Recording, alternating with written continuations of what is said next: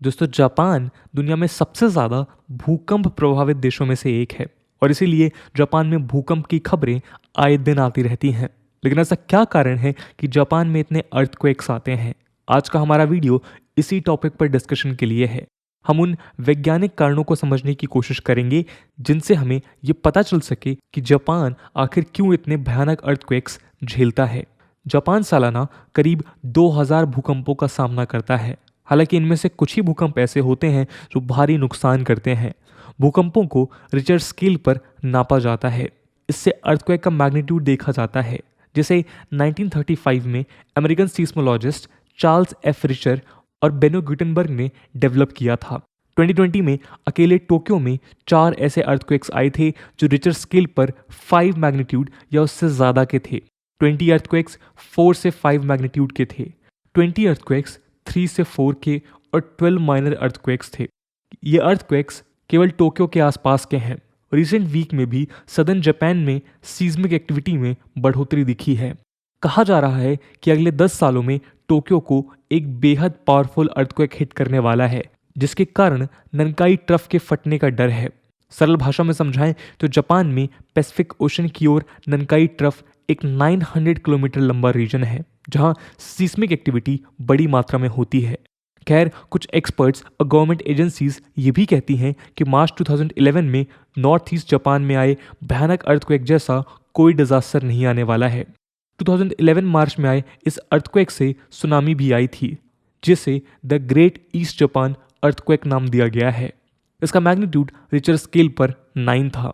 Fukushima Daiichi nuclear plant का meltdown और 20,000 लोगों की डेथ का कारण ये अर्थक्वेक उन सैकड़ों भूकंपों में से एक है जिसने जापान को छुआ है। लेकिन इन सब अर्थक्वेक्स का कारण क्या है, चलिए समझने की कोशिश करते हैं। दोस्तों, जापान एक आइलैंड कंट्री है, एक वेल्दी और प्रॉस्परस देश जिसने अक्सर अपने आप को जीरो से बनाया है। इंटरनेशनल कॉन्फ्लिक्ट में हुए अटैक्स के बाद फिर से खड़ा होना हो या किसी नेचुरल डिजास्टर का सामना करना हो, इस छोटे से देश ने काफ़ी कुछ देखा है। लेकिन मदर नेचर तो इन सब बातों को नहीं देखती है। यहाँ अर्थक्वेक जियोग्राफी के कारण आते हैं। जापान सरकम पैसिफिक मोबाइल बेल्ट में लोकेटेड है, जहाँ कॉन्स्टेंटली सीस्मिक और वोल्केनिक एक्टिविटीज देखी जाती हैं। ये देश पूरे प्लैनेट का केवल 0.25% लैंड कवर करता है, पर यहाँ पूरी दुनिया में आने वाले भूकंपों में से 18.5% भूकंप आते हैं। ये एक एक्सट्रीमली हाई नंबर है। इसी बेल्ट को पैसिफिक रिंग ऑफ फायर भी कहा जाता है। जापान इसके अलोंग साइड ही लोकेटेड है। ये रिंग एक इमेजिनरी हॉर्सशू शेप्ड जोन है जो पैसिफिक जोन की रिम को फॉलो करता है। यहीं पर दुनिया के सबसे ज़्यादा अर्थक्वेक्स और वोल्केनिक इरप्शंस होते हैं। इस रिंग ऑफ फायर के अंदर मेनली 4 टेक्टोनिक प्लेट्स यानी विवर्तनिक प्लेटें मौजूद हैं। इनमें ईस्ट में पैसिफिक प्लेट, वेस्ट में फिलिपिन प्लेट, नॉर्थ में नॉर्थ अमेरिकन प्लेट और साउथ साइड में यूरेशियन प्लेट मौजूद है। जापान इन चारों प्लेट्स के जॉइंट पर लोकेटेड है। अब होता यह है कि पैसिफिक प्लेट और फिलिपिन प्लेट वेस्ट की तरफ बढ़ रही हैं और ये दोनों प्लेट्स बाकी दोनों प्लेट्स यानी नॉर्थ अमेरिकन प्लेट और यूरेशियन प्लेट के नीचे घुस रही हैं। यही मूवमेंट सारी प्रॉब्लम्स की जड़ है। अर्थ दोस्तों मेनली 3 भागों में बांटी जाती है। सबसे ऊपरी सतह को क्रस्ट, बीच में मौजूद लेयर को मेंटल और सबसे अंदरूनी जगह को कोर कहा जाता है। हम यहाँ बात कर रहे हैं अर्थ पर मौजूद प्लेट्स की। अर्थ की क्रस्ट गाइगेंटिक पीसेस में बटी हुई है जो ओशियनिक क्रस्ट और कॉन्टिनेंटल क्रस्ट में डिवाइडेड है। ये प्लेट्स मूव करती ही रहती हैं। प्रेशर बिल्ड होता है और कई बार या तो वोल्केनिक इरप्शन के कारण लावा बाहर आता है या ज़मीन पर भूकंप आता है, और यदि यही भूकंप समुद्र में हो तो सुनामी आती है। अर्थ में माइनर और मेजर कई प्लेट्स हैं। मेजर प्लेट्स केवल 7 हैं: African, Antarctic, Eurasian, Indo Australian, north American, Pacific और साउथ अमेरिकन। जापान इनमें से 4 के जंक्शन पर मौजूद है। साफ तौर पर मूवमेंट्स और कोलिजन के कारण जापान को ट्रेमर्स महसूस होते ही रहते हैं। प्लेट्स एक दूसरे के ऊपर या अंदर केवल यूं ही नहीं चली जाती हैं, साथ में huge Rocky formation, water etcetera लेकर जाती हैं। ऐसे में तरह तरह की एक्टिविटीज़ देखने को मिलती हैं। साइंटिस्ट ने डिस्कवर किया है कि अर्थ की ओवरऑल हिस्ट्री में कॉन्टिनेंट्स कम से कम 3 बार पास आए हैं और दूर गए हैं। एक उदाहरण तो हमारा इंडियन सब कॉन्टिनेंट ही है। भारत के साथ साथ आज का south America, Africa, Arabia, Madagascar, Australia और अंटार्कटिका एंशियंट सुपर कॉन्टिनेंट है, यानी गोंडवाना लैंड का हिस्सा है। ये सुपर कॉन्टिनेंट 600 मिलियन ईयर्स पहले पूरा असेंबल्ड था, लेकिन प्लेट्स के ही मूवमेंट के कारण 180 मिलियन ईयर्स पहले इस कॉन्टिनेंट के टुकड़े हो गए। इस तरह धीरे धीरे प्रेजेंट डे ज्योग्राफी बनी है। प्लेट्स के मूवमेंट में हॉट रॉक ऊपर उठते हैं और ठंडे मैसिव रॉक्स सिंक होते हैं। इससे डिस्टर्बेंस पैदा होता है और प्लेट्स एक दूसरे के ऊपर या नीचे खिसक जाती हैं।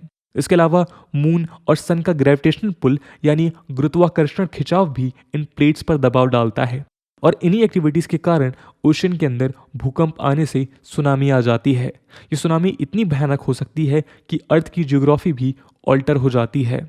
ऐसा ही 2011 में आई सुनामी में हुआ था। मार्च 11, 2011 को नॉर्थ ईस्टर्न जापान में सुनामी आई, जो दरअसल होन्शु के नॉर्थ ईस्टर्न कोस्ट में आए एक पावरफुल अर्थक्वेक का नतीजा थी। इसे ग्रेट तोहोकू अर्थक्वेक एक्सेट्रा भी कहा जाता है। इस सुनामी ने जापान के कई कोस्टल एरियाज को सबसे ज़्यादा बर्बादी तोहोकू रीजन में देखी गई थी। ये अर्थक्वेक अब तक का जापान में आने वाला सबसे पावरफुल अर्थक्वेक था। इस अर्थक्वेक के कारण पूरा का पूरा जापान नॉर्थ अमेरिका की तरफ करीब 2.4 मीटर शिफ्ट हो गया। यही नहीं, इस अर्थक्वेक से आई सुनामी ने जो बर्बादी की थी, उससे फुकुशिमा डाइइची न्यूक्लियर पावर प्लांट में लेवल 7 इमरजेंसी सामने आई। ये इमरजेंसी चेरनोबिल जैसी मानी जाती है। दोस्तों, जापान के सेंडाई इलाकों में होलोसीन सीक्वेंस को एनालाइज करने पर मालूम होता है कि 1000 BC से 500 BC के बीच एक मैसिव अर्थक्वेक और सुनामी ने इस रीजन को हिट किया था। इसके बाद 1 AD में एक बार और मैसिव अर्थक्वेक आया था। इसके बाद सानरिकू अर्थक्वेक देखा गया, जो 869 में आया था। ये तीनों सेंडाई एरिया में ही हुए इवेंट्स हैं, जो पिछले 3000 सालों में होते आए हैं। ये सिमिलर मैग्नीट्यूड और सिमिलर कंसिक्वेंसेस वाले अर्थक्वेक्स थे। इससे ये समझ आता है कि मैसिव अर्थक्वेक्स 800 से 1100 सालों के बीच इस रीजन को हिट करते रहे हैं। ये प्रेडिक्शन 2011 में सही साबित हुआ। 2011 अर्थक्वेक का मैग्नीट्यूड इतना स्ट्रॉन्ग था और सीस्मिक एक्टिविटी इतनी मजबूत थी कि इसका असर अंटार्कटिका तक देखा गया।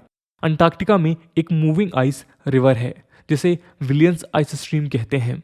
जापान अर्थक्वेक से इस स्ट्रीम का फ्लो तेज हो गया। इस सुनामी ने एक तरफ से जापान को हिट कर दिया, लेकिन बाकी डायरेक्शंस में भी मैसिव वेव्स दूर तक गई थीं। ऐसी ही एक वेव 13,000 किलोमीटर दूर अंटार्कटिका में पहुंची, जिसने मैनहट्टन के साइज का एक आइसबर्ग सल्जबर्गर आइस शेल्फ तोड़ दिया। यही नहीं, अर्थ की एक्सिस पर भी इम्पैक्ट हुआ। इस अर्थक्वेक के बाद रिपोर्ट्स बताती हैं कि अर्थ की एक्सिस में 10 से 25 सेंटीमीटर का टिल्ट आया था। एक्सिस में आए इस टिल्ट ने हमारे दिनों को 2 माइक्रोसेकंड तक छोटा कर दिया था। जापान उन देशों में केवल एक देश है जहां अर्थक्वेक आते ही रहते हैं। इसका केस अलग इसलिए है क्योंकि यहाँ सीस्मिक एक्टिविटी सबसे ज़्यादा रिकॉर्ड होती है, पर ऐसा नहीं है कि यही एक जगह है जहाँ ऐसा होता है। रिंग ऑफ फायर एक बेल्ट है जो पैसिफिक ओशन में फैला हुआ है। ये इमेजिनरी बेल्ट उन देशों और रीजन्स को रिप्रेजेंट करता है जहाँ अक्सर टेक्टोनिक प्लेट्स के मूवमेंट होते हैं और अर्थक्वेक, सुनामी, वोल्केनिक इरप्शन जैसे खतरे बने रहते हैं। इस बेल्ट में मेजरली 15 देश हैं, जैसे Indonesia, New Zealand, Papua New Guinea, Philippines, Japan, United States, Chile, Canada, Guatemala, Russia, Peru, Solomon Island, Mexico और अंटार्कटिका। ये रिंग पैसिफिक ओशन के एजेस पर ही है, जहां पूरी दुनिया में आने वाले भूकंपों में से 90% भूकंप और अर्थ पर ओवरऑल होने वाले ज्वालामुखी विस्फोट में से 75% विस्फोट होते हैं। ये रिंग सर्कुलर नहीं है, पर करीब 40,000 किलोमीटर लंबी है, जिसमें 452 वोल्केनोज मौजूद हैं। साउथ अमेरिका की सदर्न टिप से नॉर्थ अमेरिका तक, बेरिंग स्ट्रेट से होते हुए जापान, न्यूजीलैंड तक रिंग में काफ़ी सीस्मिक एक्टिविटीज़ देखी जाती हैं और इसी कारण से जापान अर्थक्वेक्स और बाकी के भूकंपों को लेकर इतना सेंसिटिव है। दोस्तों, इस पूरे मुद्दे को लेकर आपका क्या ओपिनियन है, कमेंट सेक्शन में ज़रूर बताइएगा। आज की वीडियो के लिए इतना ही। आई होप आपको वीडियो पसंद आई होगी, और अगर पसंद आई है तो अपने दोस्तों के साथ शेयर करना मत भूलिएगा। हम मिलते हैं अगले वीडियो में, तब तक के लिए जय हिंद, जय भारत।